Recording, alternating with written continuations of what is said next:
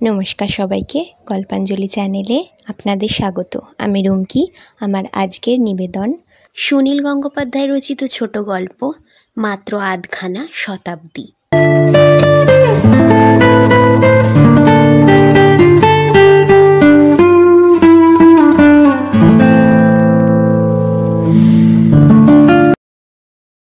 মাদুর পেতে বসে আছে 3 অকাল বুড়ি, পা ছড়িয়ে, সামনে পানের বাটা। একজনের মাথার চুল কদম ছাঁট। এক ভাসুরঝি নিয়মিত এর চুল ছেঁটে দেয়।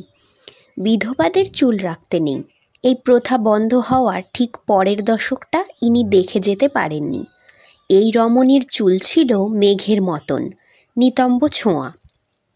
স্বামীর মরদেহ যখন শ্মশানে নিয়ে যাওয়া হচ্ছে, তখন এক দাই বড় কাঁচি দিয়ে কচকচ করে কেটে ফেলে দিল সেই চুলের রাশ। ইনি বললেন, আমাগো টিয়া ঠুটি গাছটার মতন অমন বড় আম গাছ আর দেখলাম না এ দেশে। অন্য একজন বললেন, চটাস চটাস কইরা কত পুঁটি মাছ ধরতাম, মনে আছে? 5 পুকুরটা আছিল লক্ষ্মী, 2 গজাল মাছ ঢেঁকির মতন বড় একসাথে ভাইসা উঠত। আর একজন বললেন, এই দেশের মাছের স্বাদ নাই। চুল ছাঁটা মহিলাটি মাছ খাননি বহুদিন, এখন আর সেজন্য আফসোস করতেও ভুলে যান। মাছের চেয়ে গাছের গল্প তাঁর বেশি ভালো লাগে। তিনি বললেন, টিয়া ঠুঁটি গাছটারে কি কাইটা ফেলাইছে, কিছু শুনছেন? পুঁটি মাছের স্মৃতিকাতর মহিলাটি বললেন, আলো বড় পিসি, দেশটারেই কাইটা ফেলাইছে, আর তুমি কও গাছের কথা। একটি মাত্র গোলাপ ফুল আঁকা ছোট টিনের সুটকেস নিয়ে যুবকটি ছেড়ে যাচ্ছে নিজের বাড়ি। জায়গাটার নাম বাদু। শহর থেকে বেশি দূর নয়, তবে শহরের লকলকে জীব এখনও এ পর্যন্ত পৌঁছায়নি। তাদের একান্নবর্তী পরিবার, নারী পুরুষ শিশু বৃদ্ধ নিয়ে প্রায় 28 জন। প্রায় কেন, মানুষ কি প্রায় হয়? 1 2 করে বাড়ে, 2-3 জন কমে। অর্ধচন্দ্রাকারে 7খানা ঘর, কয়েকটি পাকা, কয়েকটি কাঁচা। এদের বাজারে 2খানা দোকান আছে। সংসারে অভাব নেই, দুবেলায় ভাত হয়, ফেনা ভাতে ঘি জোটে। তবু সাদেক চলে যাচ্ছে পূর্ব পাকিস্তানে। এই বয়সের সেই প্রথম বিএ পাস। গ্র্যাজুয়েট ছেলে কি বাজারের দোকানে মশলা বিক্রি করতে বসবে, না তেলের ঘানি চালাবে? তাহলে আর এতটা লেখাপড়া শেখবার দরকার কি ছিল? সে ভদ্রলোকের মতন চাকরি করবে। যুদ্ধের পর শুরু হয়েছিল ছাঁটাই। স্বাধীনতা মানে ছাঁটাই, চতুর্দিকে বেকারদের কলরব। সাদেক কি সেই কারণেই চাকরি পাচ্ছে না, নাকি সে প্রত্যাখ্যাত হচ্ছে বারবার শুধু মুসলমান বলে? সরকারি কাজে সন্দেহের অবকাশ থাকলেও টিউশনি। অনেক বেকার ছেলেই টিউশনি করে, যেমন তার কলেজের কয়েকজন বন্ধু। কিন্তু সাদেককে কেউ রাখে না। এদিকের মুসলমানদের মধ্যে লেখাপড়ার তেমন চল নেই, বাড়িতে মাস্টার রাখবে? সাদেক মধ্যমগ্রাম বারাসাতে গিয়েও টিউশনি করতে রাজি আছে, কিন্তু হিন্দু বাড়িতে তার নাম শুনলেই নানান ছলছুতো দেখায়। কেউ বলে, আমরা মেয়ে মাস্টার রাখবো ভেবেছি। কেউ বলে, একজন MA পাস এই টাকায় রাজি হয়ে গেছে। দাঙ্গার আগুন লাগে নিয়ে পল্লীতে। বাড়িতে অন্নবস্ত্রের অভাব নেই। তবু সাদেক মায়ের কান্না, বাবা দাদার নিষেধ অগ্রাহ্য করে চলে যাচ্ছে দেশ ছেড়ে। মানুষ কি ভাগ্য পরীক্ষার জন্য দেশান্তরে যায় না? কিন্তু সাদেকের বুক ভরা অভিমান, আর মুখে অপমানের ময়লা ছাপ। 3, এইখানে গোবিন্দ গাঙ্গুলির স্বপ্ন লেগেছিল। এইখানে এখনও ভেসে বেড়ায় গোবিন্দ গাঙ্গুলির দীর্ঘশ্বাস। এইখানে পুকুরের জল ছিল কাকচক্ষু, স্নিগ্ধ। এখন পানায় ভর্তি, জল দেখাই যায় না। এইখানে মন্দিরে ঘণ্টা বাজত সকাল ও সন্ধ্যায়। এখন একটা অশ্বত্থ গাছ দৃঢ় আলিঙ্গনে গুঁড়িয়ে দিয়েছে মন্দিরের চূড়ো। এ দেওলে আর দেবতার মূর্তি নেই, ঘুরে বেড়ায় 2টো সাপ। 4, বেলেঘাটার সেই বস্তি এখন চেনাই যায় না। এখানে প্রধানত থাকত ধুনুরিরা আর দর্জির দল। সবই খাপড়ার চালের ঘর, সরু সরু গলি। এ বস্তির মালিক ছিল মল্লিক বাবুরা, আর অধিবাসীরা মুসলমান। এখন সেখানে একটা দোতলা বাজার আর পাশে একটা 5তলা ফ্ল্যাট বাড়ি, পাড়ার ছেলেদের খেলার মাঠ। সেই সেবারে রাজাবাজার ও মানিকতলার প্রতিযোগিতা, খেলার নয় খুনোখুনির। এদিকে নারায়ে তকদির, আল্লাহ আকবার, ওদিকে বন্দে মাতারাম, ভারত মাতা কি জয়, মাঝখানে রক্তের স্রোত, রাস্তায় পড়ে থাকা লাশের পচা গন্ধ। সে প্রতিযোগিতা গড়িয়ে এলো বেলেঘাটার বস্তি পর্যন্ত। ছলাৎ ছলাৎ করে কেরোসিন ছেটাবার শব্দ। কয়েক ঘন্টার মধ্যে সব কিছু পুড়ে ছাই। নারায়ণগঞ্জ থেকে কলকাতায় এসেছেন হেদায়েত হোসেন। বয়স হয়েছে অনেক, কিন্তু কর্মদক্ষতা এখনও যথেষ্ট। হেদায়েত বেড়াতে আসেননি, এসেছেন ব্যবসার কাজে। গেঞ্জির ব্যবসায় বেশ ফুলে ফেঁপে উঠেছেন চেহারায় ও জামানো টাকায়। আগে ওদিকে গেঞ্জির ব্যবসায় হিন্দুদের ছিল আধিপত্য, তারা অনেকেই পালিয়ে এসেছে এদিকে। সেই শূন্যস্থান পূর্ণ করতে হেদায়েতের দেরি হয়নি। কলকাতা থেকে কিছু মেশিনপত্র নিয়ে যাওয়া দরকার। সরাসরি বর্ডার দিয়ে পার হওয়া যায় না, তবে রাত্রির অন্ধকারের আড়ালে নদীপথে পৌঁছানো যায় সাতক্ষীরায়। সে ব্যবস্থা হয়ে গেছে। তারপর হেদায়েত একটু বেড়াতে এসেছেন বেলেঘাটায়। এখানেই কেটেছে তাঁর বাল্য ও কৈশোর। বাজারের পাশ দিয়ে হেঁটে গিয়ে দাঁড়ালেন 5তলা বাড়ির সামনে। দুটো ফুটফুটে বাচ্চা লোহার গেট দিয়ে উঠছে আর নামছে। হেদায়েতের স্পষ্ট মনে আছে, স্মৃতিতে দেখতে পাচ্ছেন ছবি। ওই 5তলা বাড়িটার জায়গাতেই ছিল তাঁর আব্বাজানের দর্জির দোকান। সর্বশান্ত হয়ে সপরিবারে পালিয়েছেন ওপারে, শুধু ছোট ছেলেটাকে নিয়ে যেতে পারেননি। হেদায়েতের কোলের ভাইটি ওই আগুনের বেড়াজাল থেকে বেরোতে পারেনি। হেদায়েতের চোখ পানিতে ভিজে গেল, বুকে জ্বলছে আগুন। এই 5তলা বাড়িটা কোনো ক্রমে গুঁড়িয়ে দেওয়া যায় না? 5, এটা কয়েকজন অফিসারের একটা নিজস্ব ক্লাব, প্রকাশ্য স্থানে নয়, একটা ফাঁকা ফ্ল্যাট ধানমন্ডিতে। করিম সাহেব থাকেন সরকারি কোয়ার্টারে। এই ফ্ল্যাটটা কিনে রেখে দিয়েছেন। এখন কোনো কাজে লাগছে না, পরে তো লাগবে। তার আরেকটা বাড়ি আছে সাভারে। ক্লাবের সদস্য ঠিক 9 জন। বাইরের লোকের আসার অধিকার নেই, মহিলা বর্জিত। এখানে দরজা বন্ধ করে মদ্যপান হয়, তাস খেলা চলে। অফিস পলিটিক্সের প্রসঙ্গ তো আসবেই। উচ্চশিক্ষিত অফিসাররা পানাহার ও গল্পগুজবের মাঝে মাঝে হঠাৎ মুখস্থ বলেন শেক্সপিয়ারের 2-4 লাইন। কেউ গান ধরেন, মীর তাকি মীরের রচনা। এখন দেশে খুব বাংলা বাংলা হুজুগ চলছে। এরা নিজেদের উর্দু জ্ঞানের প্রতিযোগিতায় মেতে ওঠেন এক এক সময়। করিম সাহেব এ ফ্ল্যাটের কাজের লোকও রাখেননি। সপ্তাহে 2 দিনই শুধু আসর বসে। তিনি কোনো সাক্ষী রাখতে চান না। কে কখন খবরের কাগজওয়ালাদের কাছে লাগিয়ে দেবে তার কি ঠিক আছে? এমনকি ড্রাইভারদেরও বিশ্বাস করা যায় না। কিন্তু সোডা পানি, চানাচুর বাদাম, কাবাব এসবও তো লাগে। আগে থেকে কিছু আনলেও ফুরিয়ে যায়। একমাত্র ফিন্যান্স সেক্রেটারি হায়দার আলী তাঁর ড্রাইভারকে এইসব কাজে লাগান। তিনি অত কিছু পরোয়া করেননি।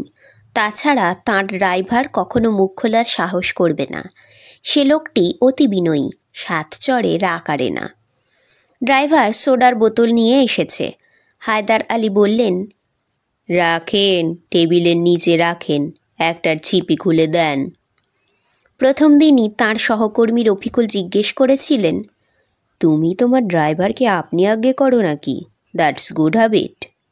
হায়দার আলী বললেন, গুড না ব্যাড জানি না, হ্যাবিট ঠিকই।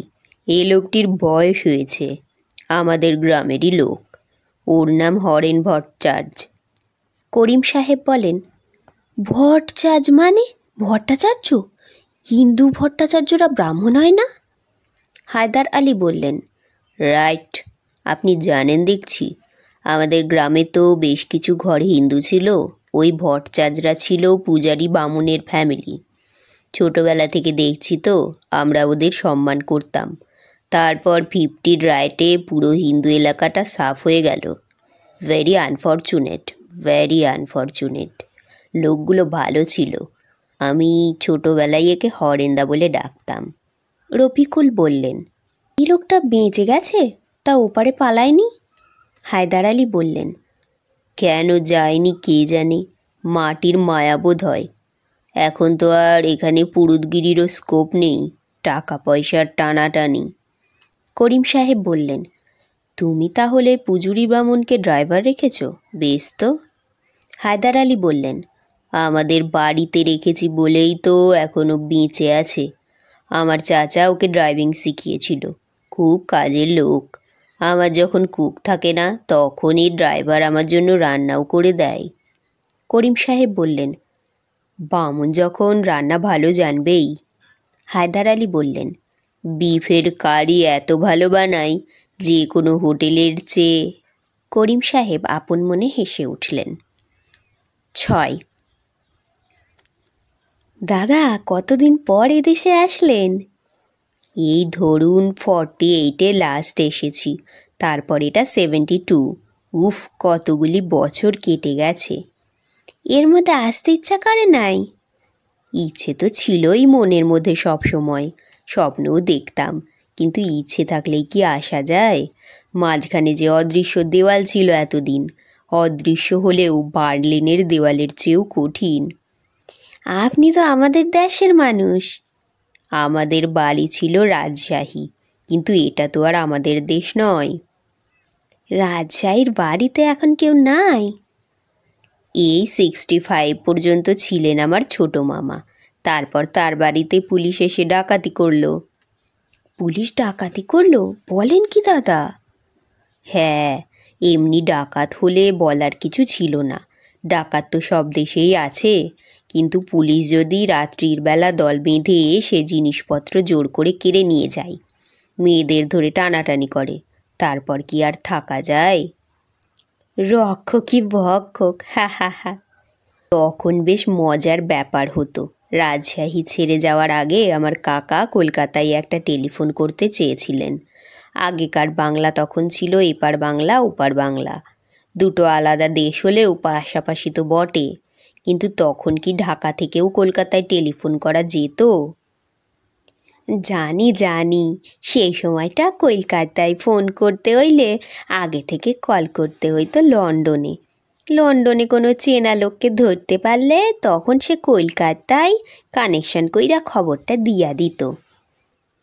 আমরা একে বলি ঘুরিয়ে নাম দেখানো, ছেলে মানুষদের খেলা। বড় বড় পলিটিশিয়ান, আর্মি, জেনারেলরাও সেই খেলা খেলেছে।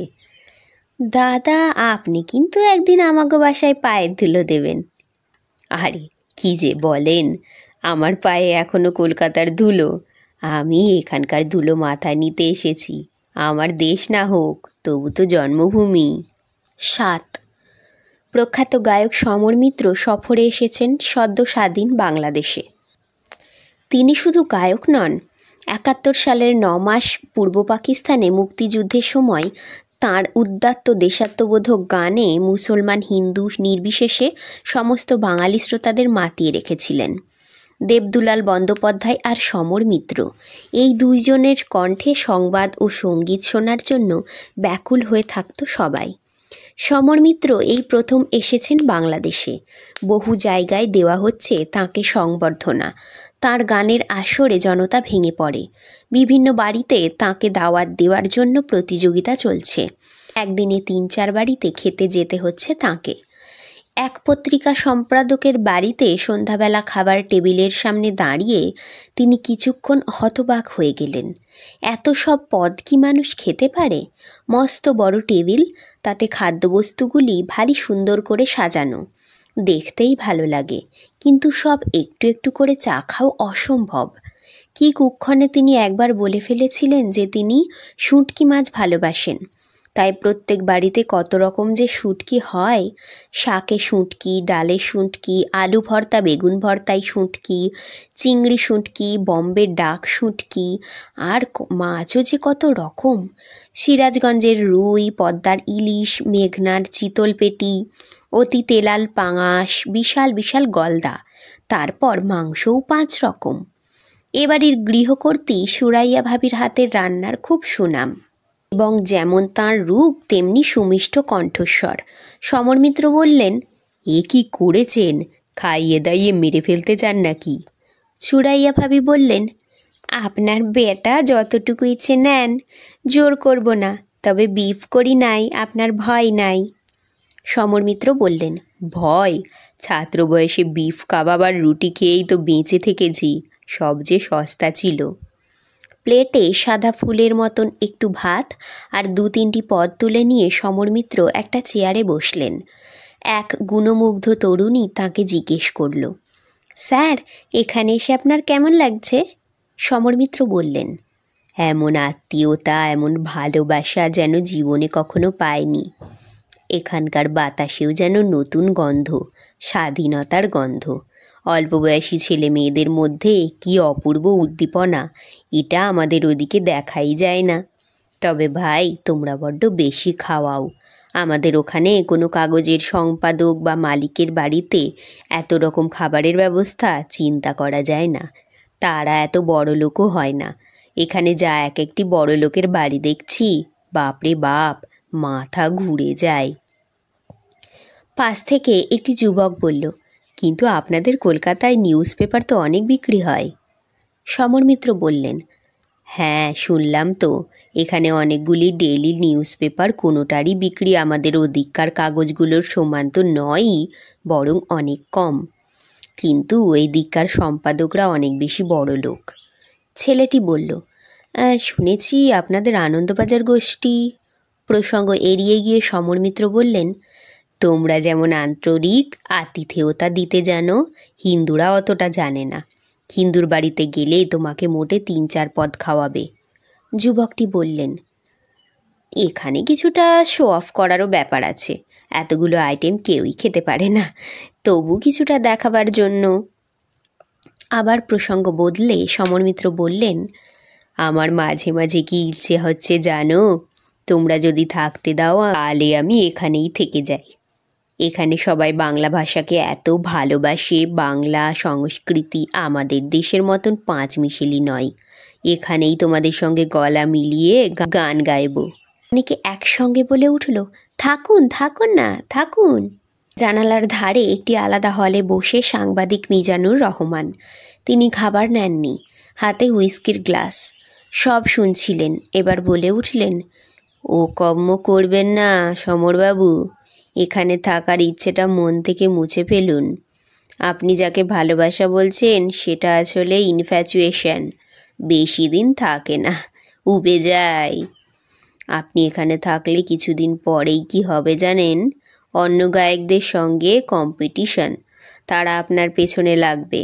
অন্য অনেকে যারা আপনার সামনে মিষ্টি ব্যবহার করবে, তারাই পিছন ফিরলে বলবে, এ শালা মালাউন, একে তাড়াও। আপনি যদি... তাকে থামিয়ে দিয়ে সুরাইয়া ভাবি বললেন, মোটেই এগুলো ঠিক না মিজান ভাই, বড় উল্টোপাল্টা কথা বলেন। পত্রিকার সম্পাদক মশাই বললেন, আমাদের মিজান সাহেব 1 নম্বরের সিনিক। মিজানুর রহমান বললেন, যা সত্যি তাই বলছি। ইতিহাস থেকেই এর শিক্ষা নিতে পারেন। আমাদের মুক্তিযুদ্ধের সময় ইন্ডিয়ান আর্মি, পশ্চিমবাংলার মানুষ অনেক সাহায্য করেছে। তখন এখানে কত উচ্ছ্বাস, গলা জড়াজড়ি, ইন্ডিয়ানরা আমাদের বন্ধু, বাঙালি বাঙালি ভাই ভাই। কিন্তু এসব কতদিন? নাৎসি জার্মানদের হাত থেকে ফ্রান্সকে উদ্ধার করেছিল আমেরিকা। তার কয়েক মাস পরেই ফরাসিরা আমেরিকানদের দেখে ঘেন্নায় মুখ কুঁচকেছে না? আমাদের মুক্তিযুদ্ধে ইন্ডিয়ান আর্মির 18,000 সোলজার প্রাণ দিয়েছে। এই মাটিতে গৌর রয়েছে তাদের। দেখবেন একসময় সে কথা সবাই ভুলে যাবে। হিস্ট্রি বইতে তাদের প্রাণ দেওয়ার উল্লেখ থাকবে না। এমনকি ইন্ডিয়া যে কিছু সাহায্য করেছিল সে কথাও উচ্চারণ করতে চাইবে না কেউ। এই রকমই হয়।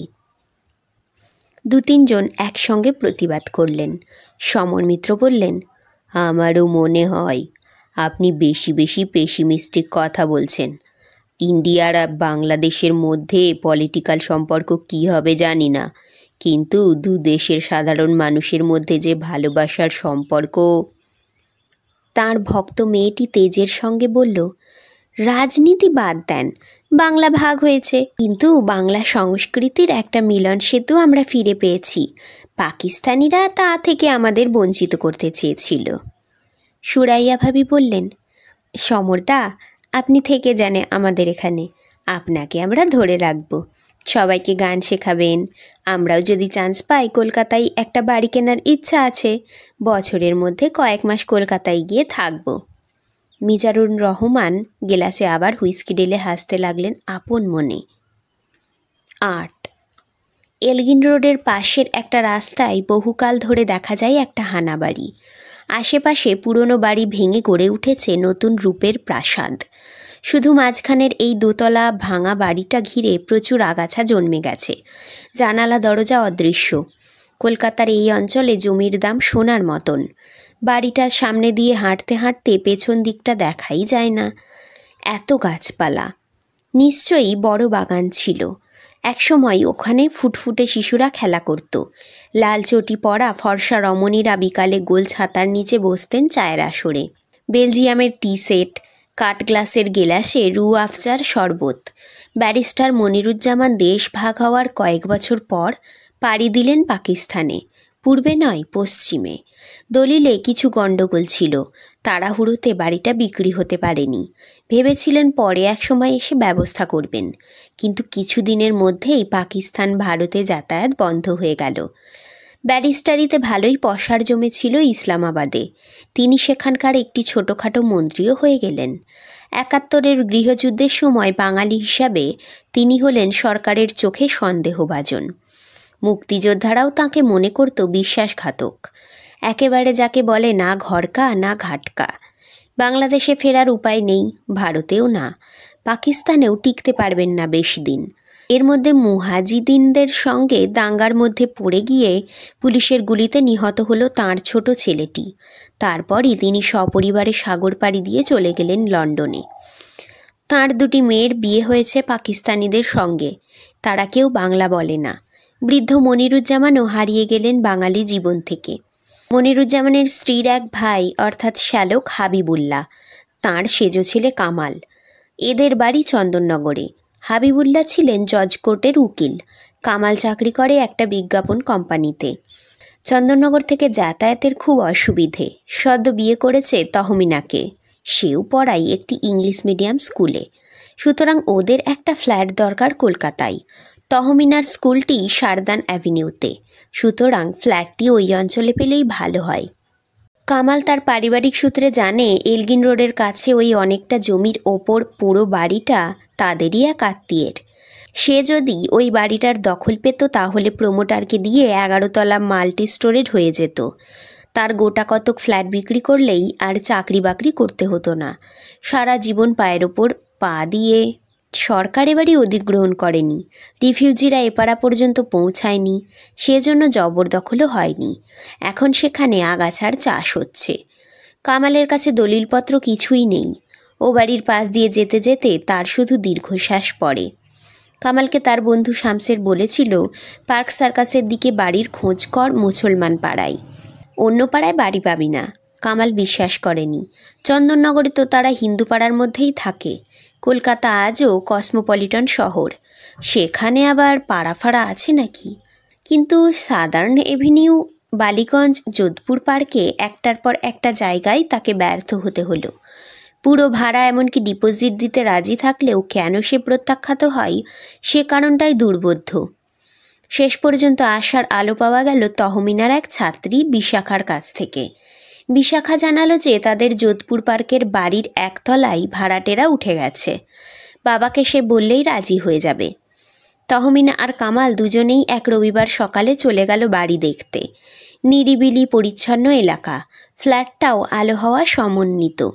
পছন্দ না হওয়ার কোনো কারণই নেই। ডিপোজিট লাগবে না, ভাড়াও যুক্তিসঙ্গত। বিশাখার বাবা রঙ্গনাথ বাজার করতে গেছেন। তিনি মৎস্যরসিক। গড়িয়াহাট লেক মার্কেট ঘুরে ঘুরে বাছাই করা মাছ নিয়ে আসেন, তাই দেরি হয়। বিশাখা এর মধ্যে তহমিনা ও কামালকে কেক, পেস্ট্রি ও চা দিয়ে আপ্যায়ন করল। রঙ্গনাথ ফিরতেই বিশাখা বলল, বাবা, এই আমার স্কুলের মিস। কামাল উঠে দাঁড়িয়ে নমস্কার করে বলল, আর আমি এই মিসের মিস্টার। পটে আরও চা আছে। রঙ্গনাথ চা খেলেন ওদের সঙ্গে। হাসি ঠাট্টা গল্পগুজব করলেন খানিকক্ষণ। তারপর বিনীতভাবে বললেন, আপনাদের দিতে পারলে ভালোই হতো, কিন্তু মুশকিল কি হয়েছে জানেন? আমার তো চায়ের ব্যবসা, অফিসটা খিদিরপুরে, সেখানে আর জায়গা হচ্ছে না, স্টাফও বেড়ে গেছে, তাই এ ফ্ল্যাট আর আমি ভাড়া দেব না। আমার অ্যাকাউন্টস ডিপার্টমেন্টটা এখানে সরিয়ে আনবো। খুবই দুঃখিত, কিছু মনে করবেন না। বিশাখা ওদের দুজনকে পৌঁছে দিতে গেল ট্যাক্সি স্ট্যান্ড পর্যন্ত। ফিরে এসে দেখল রঙ্গনাথ তখন তো দাঁড়িয়ে আছেন কামালের নামের কার্ডটা হাতে নিয়ে। বিশাখা বলল, বাবা, তুমি সত্যি এখানে অফিস করবে? আগে বলনি তো। রঙ্গনাথ বললেন, তা এখনো ঠিক নেই। তা বলে মুসলমানকে ভাড়া দেব নাকি? ওদের বিশ্বাস নেই। বিশাখা বলল, না বাবা, আমার মিসের কথাবার্তা শুনে কিছুই বোঝা যায় না। খুব ভালো ব্যবহার, এত ভালো, রবীন্দ্রসঙ্গীত গাইতে পারেন। রঙ্গনাথ বললেন, ভালো তো হোক না ভালো, নিজেদের মধ্যেই থাক না, ফিরে চলে যাক পাকিস্তানে। ওদের ঢাকায়, সেখানে আরও ভালো থাকবে। বিশাখা বলল, বাবা, ঢাকা তো পাকিস্তানে নয়, এখন বাংলাদেশে। তুমি কি যে বলো। রঙ্গনাথ কাঁধ ঝাঁকিয়ে বললেন, ওই একই হলো, এর মধ্যেই তো আবার হাফ পাকিস্তান হয়ে গেছে শুনেছি। নয়। মাঝপথে অফিস ছুটি হয়ে গেল। দারুণ দুঃসংবাদ। সরকারের হেলথ ডিপার্টমেন্টে চাকরি করে হেনা, তাড়াতাড়ি বাড়ি ফিরছে। এর মধ্যে ট্রাম বাস বন্ধ হতে শুরু করেছে, প্রাইভেট গাড়িগুলো পালিয়ে যাচ্ছে দ্রুত। হেনা কোনো ক্রমে একটা বাস পেয়েছিল। একদল লোক হল্লা করে থামিয়ে দিল বাস মাঝপথে। এখান থেকে তার বাড়ি বেশি দূরে নয়। হেনা প্রায় দৌড়তে লাগলো। একবার তার হাত থেকে পড়ে গেল ছাতাটা। সেটা তুলতে গিয়ে তার ভয় হলো, পেছন থেকে কেউ যদি তার ঘাড়ে ঝাঁপিয়ে পড়ে। বাড়ি ঢুকেই সদর দরজাটা চেপে বন্ধ করে কাজের লোক সইফুলকে বলল, খবরদার, আর দরজা খুলবি না, যেই আসুক। ওপরে এসে দেখল তার স্বামী আলম একটা গল্পের বই পড়ছে। কয়েকদিন ধরে তার জ্বর, সে অফিস যাচ্ছে না। হেনা হাঁপাতে হাঁপাতে বলল, তুমি রেডিও শোনোনি? নিশ্চিন্তে শুয়ে আছো? জানো কি হয়েছে? কি? ইন্দিরা গান্ধী মারা গেছেন, মানে তাকে খুন করা হয়েছে। আলম ধরফড় করে উঠে বসল। হ্যাঁ, কি বলছো? কি মারল? কোনো মুসলমান? ঝনঝন করে টেলিফোন বেজে উঠল। ওদিক থেকে একজন বলল, হেনা আপা, বাড়িতে ফিরে এসেছো? খবরদার, আর বাইরে বেরিও না। জানো কি হয়েছে? হ্যাঁ হ্যাঁ জানি, কে মেরেছে বলো তো। তা এখানে ডিটেলসে জানায়নি, প্রথম খবর দিয়েছে বিসিসি। আমাদের রেডিও স্পষ্ট করে কিছু বলছে না। বিবিসি জানিয়েছে ওরই কোনো বডিগার্ড। ফোন রেখে হেনা আলমকে জিজ্ঞেস করলো, ইন্দিরা গান্ধীর বডিগার্ডদের মধ্যে মুসলমান আছে? আলম বলল, নিশ্চয়ই আছে। মুসলমান, শিখ, আরও কত জাতের লোক রেখেছেন। কিন্তু একজন মুসলমান ইন্দিরা গান্ধীকে খুন করবে কেন? করতেই পারে, হতে পারে পাকিস্তানের এজেন্ট। ইন্ডিয়ার অনেক মুসলমানেরও খুব রাগ আছে ইন্দিরা গান্ধীর ওপর। কেন? উনি তো কমিউনাল নন, বাংলাদেশ যুদ্ধের সময় কত সাহায্য করেছেন। সেই জন্যই তো। উনি যে পাকিস্তানকে দুটুকরো করে দিলেন, তা বেশিরভাগ মুসলমানই পছন্দ করেনি, বিশেষত নর্থ ইন্ডিয়ার মুসলমানরা। এমনকি আমাদের মধ্যেও। করিম চাচা সর্বক্ষণ বলে না, এটা হিন্দু ডিপ্লোম্যাসি। খুনি যদি মুসলমান হয়? তাহলে উন্মত্ত জনতা মুসলিম খুন করতে শুরু করবে, যাকে যেখানে পাবে। তারপর শুরু হয়ে যাবে দাঙ্গা। আমার তো ইন্দিরা গান্ধীকে খুব পছন্দ ছিল। পাকিস্তান ভেঙেছেন, বেশ করেছেন। পশ্চিম পাকিস্তানিরা পূর্ব পাকিস্তানে অকথ্য অত্যাচার চালাচ্ছিল না? শেখ মুজিবকে কিছুতেই প্রধানমন্ত্রী করল না। তাছাড়া ওখানকার বাঙালিরাই তো আগে মুক্তিযুদ্ধ শুরু করেছিল। তুমি পছন্দ করলেই তো হবে না। এর আগে ইলেকশানে ইন্দিরা গান্ধী হেরে গেলেন কেন? পুরো মুসলিম ভোট তাঁর বিরুদ্ধে গেছে। সেই জন্যই যদি কোনো পাগল ধর্মান্ধ মুসলমান হঠাৎ গুলি চালিয়ে দেয়, আবার দাঙ্গা হবে। রাস্তায় কারা যেন বিকট চিৎকার করে ছুটে যাচ্ছে। ভয়ে কেঁপে উঠছে হেনা। আলম বিমর্ষ মুখে বসে আছে রেডিও খুলে। বিকেলের দিকে জানা গেল ইন্দিরা গান্ধীর আততায়ী মুসলমান নয়, শিখ। তিনি শিখ উগ্রপন্থীদের ধরবার জন্য স্বর্ণ মন্দিরে সৈন্য ঢুকিয়েছিলেন। তাঁর দেহরক্ষীদের মধ্যে থেকেই একজন শিখ গুলি চালিয়ে ঝাঁঝরা করে দিয়েছে তাঁর শরীর। সারা ভারতে শুরু হয়ে গেছে শিখ নিধন যজ্ঞ। দিল্লিতে শিখদের ঘরবাড়ি জ্বলছে। কলকাতায় এ ব্যাপার অবশ্য বেশি দূর ছড়াতে পারল না, পুলিশ থামিয়ে দিল দৃঢ় হাতে। কিন্তু শিলিগুড়িতে ক্রোধান্ধ হিন্দুরা জ্বালিয়ে দিয়েছে পেট্রোল পাম্প। সেই আগুনে ঠেলে দিয়েছে ওই পাম্পের মালিক বৃদ্ধ সর্দারজিকে। মুসলমান নয়, শিখ এ সংবাদ পাকাপাকি জানার পর একটা স্বস্তির নিঃশ্বাস ফেলতে গিয়েও মুখখানা কালো করে রইল হেনা। এতক্ষণ ইন্দিরা গান্ধীর মৃত্যুর জন্য দুঃখবোধ করার বদলে সে নিজেদের নিরাপত্তার কথাই শুধু ভাবছিল। কোথাও কোনো গণ্ডগোল হলে, মারামারি বাঁধলে, পুলিশ গুলি চালালেই কেন মনে হয় এই বুঝি দাঙ্গা বেঁধে গেল, এই বুঝি আততায়ীরা তেড়ে আসবে তার দিকে। শুধু মুসলমান বলেই এই নিরাপত্তাহীনতা, এই সব সময় চাপা আতঙ্ক কেন কেন? এই নাকি ধর্মনিরপেক্ষ রাষ্ট্র? 10 কলেজে ভর্তির ফর্ম জমা দিতে গেছে রাবেয়া। কেরানি বাবুটি সেটা উল্টে পাল্টে দেখে বললেন, রিলিজিয়ানের জায়গায় কিছু লেখনি কেন? রাবেয়া বলল, আমার ধর্মটা আমার ব্যক্তিগত, তা সবাইকে জানাতে হবে কেন? কেরানি বাবুটি বললেন, অত পাকামি করতে হবে না, লেখো। রাবেয়া লিখল না। সেজন্য শেষ পর্যন্ত তাকে যেতে হলো প্রিন্সিপালের ঘরে। প্রিন্সিপাল সব শুনে ঈষৎ বিদ্রূপ করে বললেন, ধর্মের কথা লিখতে চাও না? তাহলে লিখে দাও নাস্তিক। রাবেয়া বলল, আমি তো নাস্তিক নই, আমার নিজস্ব ধর্ম বিশ্বাস আছে, কিন্তু সেটা ফর্মে লিখতে আমি বাধ্য হব কেন? এটাই নিয়ম। আর এক জায়গায় তুমি লিখেছ ম্যারেড, তোমার স্বামীর নাম কি? স্বামীর নাম জানানো কি বাধ্যতামূলক? যাই হোক, বলছি, আমার স্বামীর নাম সত্যেন বসু চৌধুরী। তাহলে তোমার পদবি পাল্টাওনি কেন? তোমার স্বামী হিন্দু?